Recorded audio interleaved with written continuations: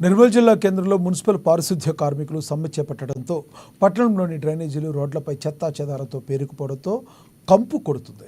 గత 4 నెలలుగా పెండింగ్ వేతనాలు చెల్లించాలని చేపట్టిన సమ్మె నేటికి 6వ రోజుకు చేరుకుంది. వేతనాలు రాకపోవడంతో అప్పులు చేసి కుటుంబాన్ని పోషించుకుంటున్నామని, దసరా పండుగ నేపథ్యంలో కార్మికుల కుటుంబాల అవసరాలకు డబ్బులు లేక నానా అవస్థలు పడుతున్నామని ఆవేదన వ్యక్తం చేశారు. ఇప్పటికైనా జిల్లా కలెక్టర్ స్పందించి వేతనాలు చెల్లించాలని వేడుకుంటున్నారు.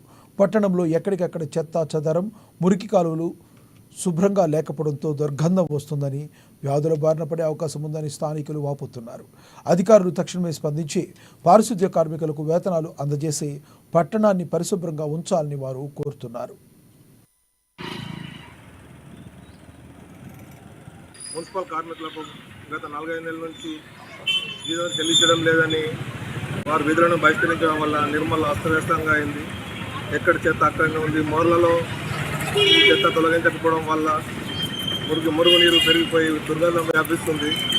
దోమలు వృద్ధి చెంది విష జ్వరాలు కూడా ప్రబలే అవకాశం ఉంది. ముఖ్యంగా పాత కాలనీలలో కొన్ని జాగాల్లో డ్రైనేజీ వ్యవస్థ లేని జాగాల్లో ఇంకా ఘోరంగా ఉన్న పరిస్థితి. అందుకోసం అధికారులు వెంటనే చర్యలు తీసుకొని